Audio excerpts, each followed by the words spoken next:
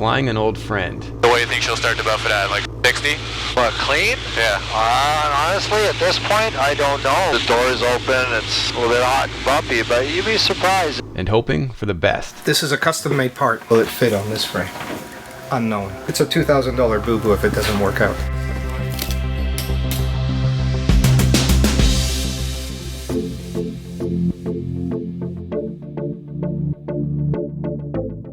Most pilots have one of those airplanes that's really meaningful and found a special place in our hearts.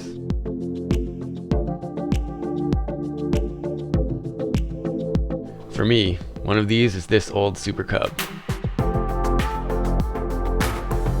This was the first tail wheel airplane I ever flew, and thoroughly documenting and sharing my learning process while tail wheel training was a big part of inspiring what flight shops became. And then this. This one's going to take a lot of fixing. If the fuselage is twisted, then the airplane's probably a write-off. I was heartbroken to find this airplane in pieces when I got home from AirVenture 2015. The propeller hit the top of the bollard the way an axe would hit a piece of firewood. Stopped the motor dead. Luckily, there was no fire injury, thank God. Airplanes can be fixed.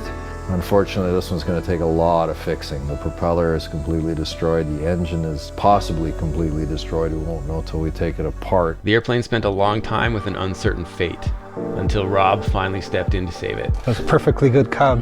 Yeah. Until it hit the pump. It was definitely a risk when we bought it, although there was some indication that we were okay. This airplane has so much history, especially at this field. We felt that it deserved at least an attempt at having it put back in service. We thought it would be a quick fix. And then we looked at the interior and said, wow, that looks kind of crappy.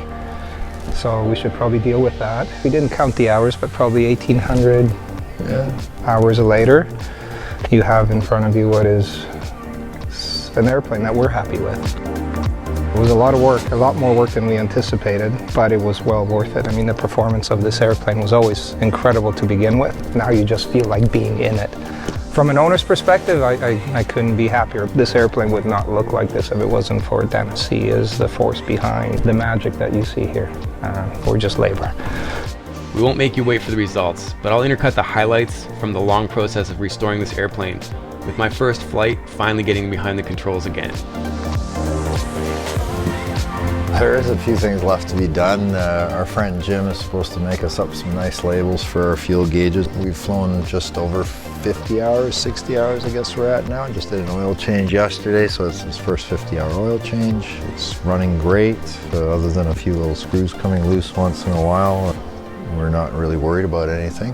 I haven't made any final decisions on things like VGs. We're undecided. Just a little more research to find out just how much more beneficial they are. This airplane flies really well. I feel very comfortable the way it handles, so changing what's working is always a bit of a hesitation. The flip side of it is, whether it's true or not, putting VGs on this may add value to the airplane. Someone may perceive it like it's better because it has VGs. So you can see the push and pull between don't mess with what's working versus improving its value and maybe performance. I want to thank Cub Crafters for donating a bunch of parts to this project. My plan was to document the performance before and after Vortex generator install. These are in it, okay. All right, these are all the same as they used to be, they're just fancier looking. Yep. All right, so that's all staying off. This is a lot more visibility than what I've been flying recently. Both full? Yeah. We'll start with right. Yeah. All right, clear prop. Clear.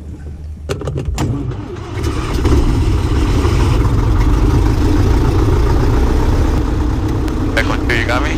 Hello? I gotcha. Yeah, the intercom's a little tinny, but it's not bad. No, it's fine. It's better than I remember it. And Burlington Unicom, it's Fox Kilo Oscar looking for a radio check, please. Radio check 5x5. Thank you. It's been a long road to get this plane flying again. We had a prop strike against the bollard, essentially grenaded the entire engine. Because it was rolling, it also rolled forward and it destroyed the bottom of this part. So what we ended up doing is taking everything forward of here off. And while everything was off, we dealt with the interior as a result. New windshield, new glass all around. When we put the new engine in, we had to do a nice spiffy job on wiring it, plumbing it and everything, so that's why it looks so gorgeous in there. New cylinders, new pistons, new crankshaft, new camshaft. It's essentially new. It definitely didn't feel like the old beater that I remembered. So the briefing, we're doing a grass takeoff here. We got 1 notch flaps in. We're gonna leave the upper window open? Yeah, might as well. Yeah, we're in a Super Cub on a hot summer day. Let's do it. Let's cub it. It's way more springy than I remember going forward. You want to check that? No, that's the way they are. That I don't remember. I remember being a lot looser to do the full box check. Wow. I'll just get straight and then I'll make a radio call? Yeah. Okay, Burlington traffic, Fox Kilo Oscar is about to take off from 09 in the grass. It'll be a left turnout toward the escarpment in Burlington. I got the guy just on the crosswind. Here we go. Okay. I'm sure Delta's in crosswind, we got you.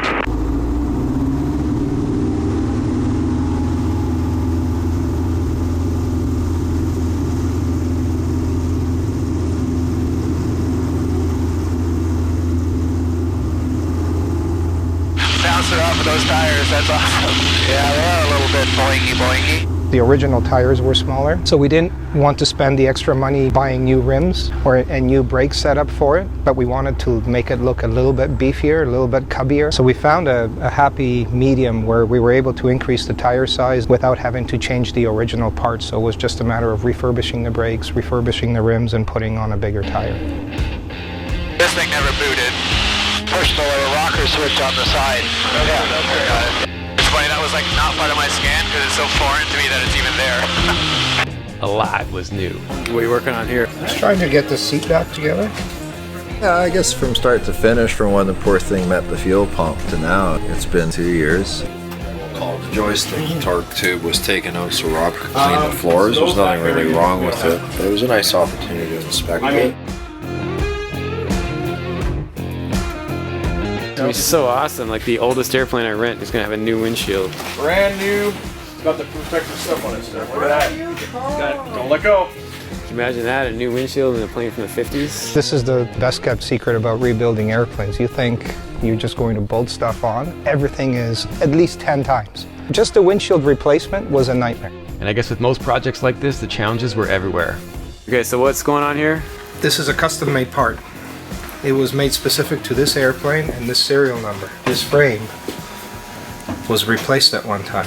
Right. And therefore this piece was made for the original frame. Will it fit on this frame? Unknown. It's a $2,000 boo-boo if it doesn't work out.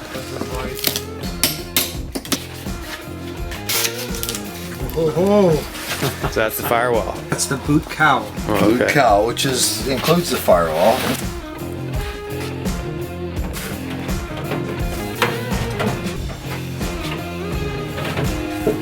That looks pretty good. Nice. Relieved? Relieved.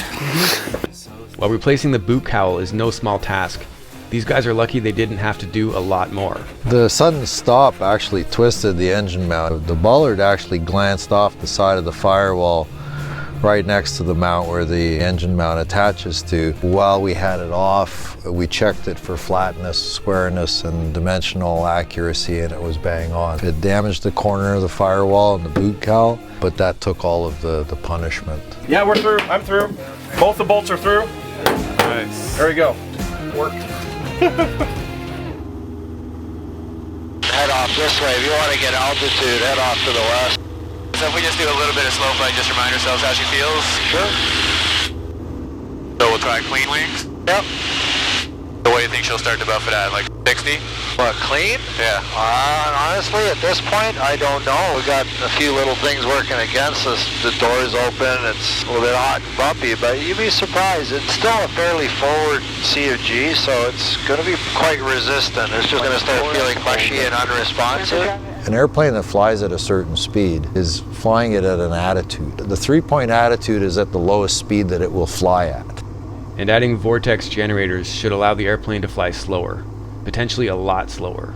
So if the airplane flies slower than that, then what you're doing now is you're potentially landing tail wheel first. And we've noticed this with bigger tires on airplanes without VGs, is that because it's sitting at a more nose-up attitude, is that it's actually flying along in a stalled condition on the ground. And you have to lift the tail up to get the thing to fly a little better. And maybe some other people in the Super Cub community can weigh in on that.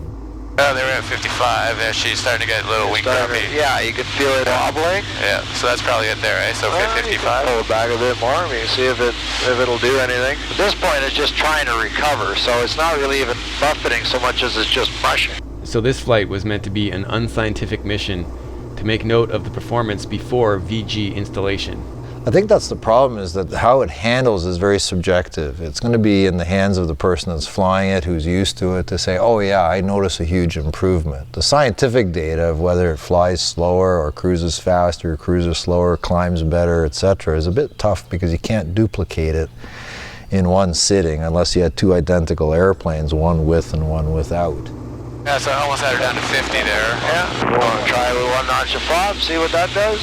Sure. Oh yeah, we're almost at 45 for a second there. Now this is the point where you can't necessarily trust the reading though, right? Right, that's one of the issues of trying to analyze it, because you'd almost have to do it based on GPS ground speed or something. She's still flying pretty nice. It's requiring a lot of rudder, obviously. Yeah. I'm not doing anything with aileron, but... Try with full flaps, see what it does. The problem with full flaps is that while it might give you a little bit more lift, it's also a shit ton of drag, yeah, right? so I had to add like 500 RPM there, and now we're at 3,000. That's cool though, so I got the airspeed, so we're hanging in there at 40 indicated. Alright, that's fun. Alright. Alright, I mean, I don't know, want to hit back, do some circuits? Sure. While the engine in the front end clearly needed major work, the interior was not something they initially accounted for. The original was metal, it was red, it was scraped, the floors were completely grimy, the seats were all original fabric. As a matter of fact, we knew it was original because when we took them off, the fabric on the inside was from like 1950s, I think. We also wanted an interior and a panel that was a little bit more modern, with conveniences such as electric plug-in stuff for batteries and equipment. So we needed some way to have ship power. We wanted to add some modern avionics to it as well. And we wanted to make it prettier, quite frankly, and more comfortable. So we redid the seats with leather, redid the entire panel. At first we reused the original panel. Somehow it wasn't going to work, so we had to redo it all. For that, they used custom panel templates. Nice. Protected. You actually order it online, you give them the entire drawing, and they will produce and send it to you finished. And these new panels are slick. What you can't see, which is probably the stuff I'm most proud of, and it was Gadget's handiwork, is how it's all wired behind. Where the stuff you cannot see is actually the prettiest part of this airplane, which is a total shame.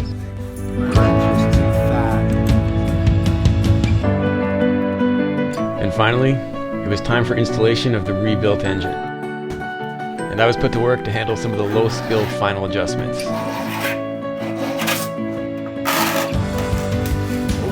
It was pretty exciting seeing it coming back together.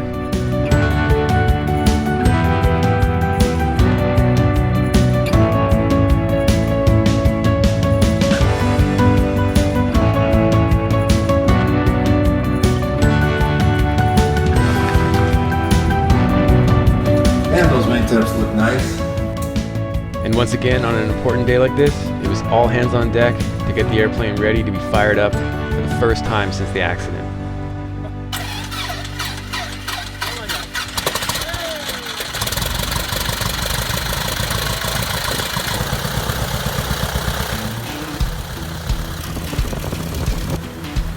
But this was just the beginning of the engine break-in process. There was not going to be any flying today. Well, Oh, hop meter works. how did the brakes? Brakes are good. Tires look bouncy. Yeah. They're hopping. Well, before we flew it, we actually just ran the engine on the ground. We tied it to the truck so it wouldn't go anywhere, and had a couple of wheeling bodies sitting on the tail so it wouldn't flip over. There's a lot of powers coming off this thing. Our static run-up RPM is 2550, which means that practically all of the 150 horsepower is coming out of the prop. We're really just running in a new motor. Right. And that requires a schedule, as they call it, of fairly intense power settings to make everything seat properly. And we just came back from our first hour, and so far everything's okay except for a couple of minor snags. But finally, it was ready for the first flight. And no, I was not on board for that one. It's got a bit of a right turning tendency, which we can probably trim out with a flap adjustment. So I got my turn to fly this airplane after it had about 50 hours on it. So I guess I could just set myself for a straight in, eh? For 09, you might as well from here, and then if there's a conflict, then we'll just level at 1500 and cross over the field. Yep. Although it's not doing myself a favor for trying to judge it to set myself up on a straight in, but we'll see how that goes. I haven't landed on anything short like this in a long time. Traffic, Fox Kilo Oscar is just about to set myself up for a 4 mile straight in for 09 in the grass. We're looking for traffic, Fox Kilo Oscar in Burlington.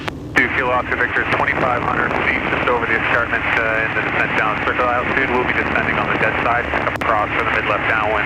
He's over the escarpment at 2,500, he says. Yeah, so I was just looking at the whole escarpment, just to make sure He'll be in anyway. So I guess I can get my straight in without getting anyone's way. Yeah. So I'm now with 3 mile final roughly. I got stepped on my call. And Burlington traffic, Fox Kilo Oscar is on a 3 mile final for the grass 09. I got the traffic on 14. It looks like we'll be number 2. Alright, let's get her slowed down. So I'm number 2. And running traffic, Fox Kilo Oscar is final for 09 in the grass. Burlington, it'll be a touch and go. Alright, full stop actually.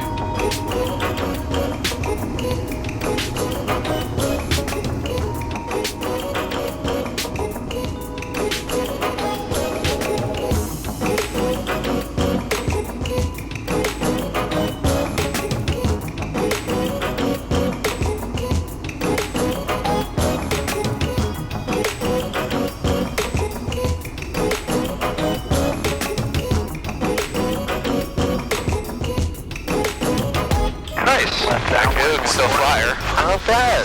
Hasn't forgotten all that good stuff.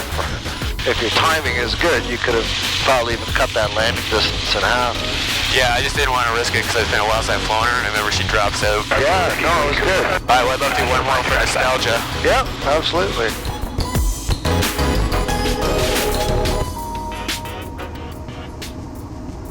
Bro, expect her to get down sooner than that.